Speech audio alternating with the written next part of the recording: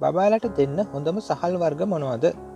බබාට කෑම පටන් ගත්ත මවක් නම් ළඟකදී කෑම පටන් ගන්න ඉන්න මවක් නම් ඔබටත් මේ ප්‍රශ්නේ ඇති. අපි අද කියලා දෙන්නම් ඒ ගැන.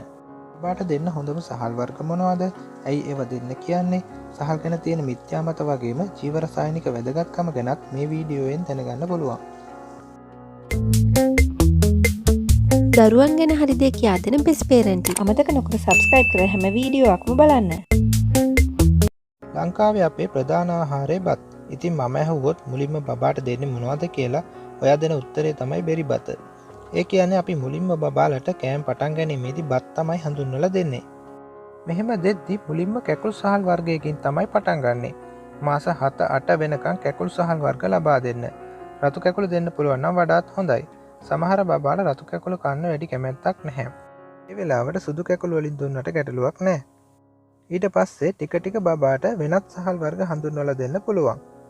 අපේ රටේ අම්මලාට තියෙන ලොකු වාසියක් තමයි මේ පාරම්පරික සහල් වර්ග. පාරම්පරික සහල් වර්ග රාශියක් තියෙනවා. ඒ නිසා අපිට බබාට සහල් වර්ග මාරු කර කර දෙන්න පුළුවන්. එතකොට එකම රස නැතුව විවිධ රස එන නිසා බබා බත් කන්න හොර වෙන එකත් ටිකක් නවතිනවා.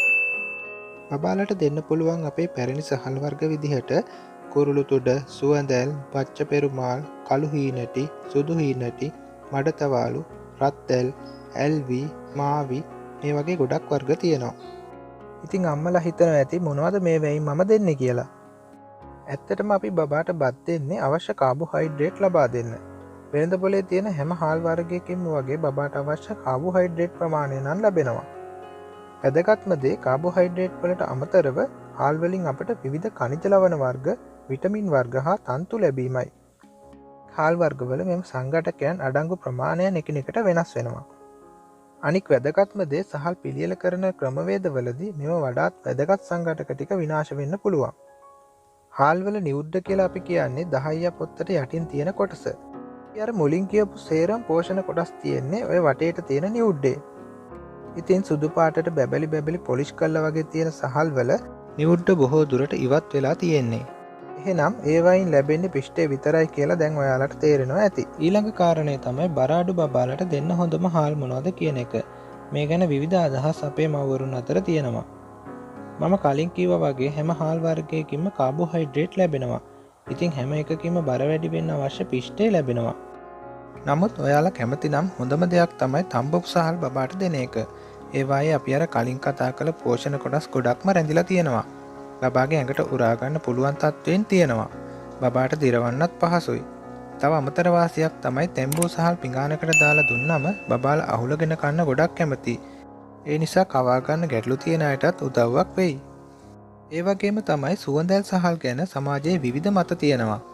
ඇත්තම කාරණේ මෙහෙමයි. එහි ඇති කිරි රසයට සමහර බබාලා කන්න ආසයි. තන්තු ප්‍රමාණය වැඩිවීම නිසා මලබද්ධය සඳහා සුදුසුයි. තන්තු වැඩි වුණාම දිරවීමත් පහසුයි. ග්ලයිසීමික් ඉන්ඩෙක්ස් එක අනිත් සහල් වලට වඩා තරමක් අඩු වීමත් වැඩිපුර තන්තු අඩංගු වීමත් නිසා තමයි දියවැඩියා රෝගීන්ට සුවඳල් හොඳයි කියන්නේ. සාමාන්‍ය දරුවන්ට ඒක ගැටලුවක් නැහැ. නමුත් එක දිගටම දුන්නොත් බබාට ඕනම දෙයක් එපා වෙන නිසා මාරුවෙන් මාරුවට දෙනවා නම් හොඳයි. ඉතින් ඔයාලා සහල් ගැන දැනුවත් වුණා කියලා හිතනවා. මේ වගේ තවත් වැදගත් දේවල් දැනගන්න බෙස් පේරන්ටින් channel එක subscribe කරලා එකතු වෙන්න. වීඩියෝ එක ප්‍රයෝජනවත් වුණා නම් like එකක් දාලා share කරන්න. අපේ මව්වරුන්ට ගොඩක් මේ කරුණු ටික ප්‍රයෝජනවත් වෙයි කියලා හිතනවා.